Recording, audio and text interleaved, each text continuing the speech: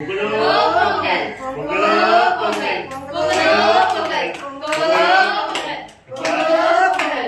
நல்லபடியா போது பட்டி கொடையாச்சு.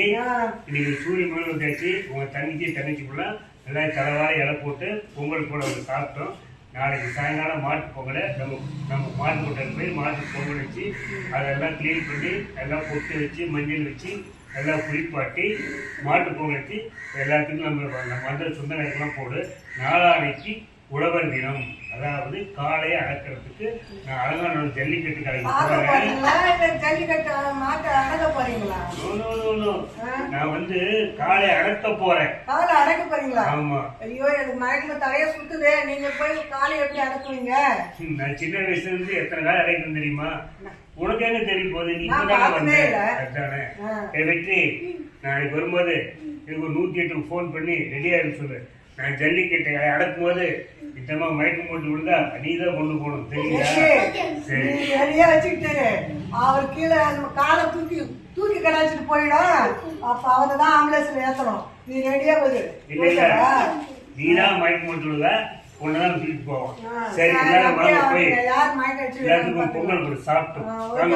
இல்லப்பா நல்லபடியா பொங்கல் கொண்டாடிச்சா? உங்க தங்கி நல்லபடியா சாப்பிட்டாங்களா? நிம்மதியா இருந்தாங்களா? சரி சரி, எனக்கு அது போதும். சரி, நல்லா பாத்துக்கணும். நல்லா பார்த்து பத்திரமா போவாங்க. வாங்க வாங்க. அடுத்த பொங்கலுக்கு 2 நாள் முன்கூட்டி அட்வான்ஸா வாங்க. ஏன்னா வாங்கி வைக்கிறேன். சரி,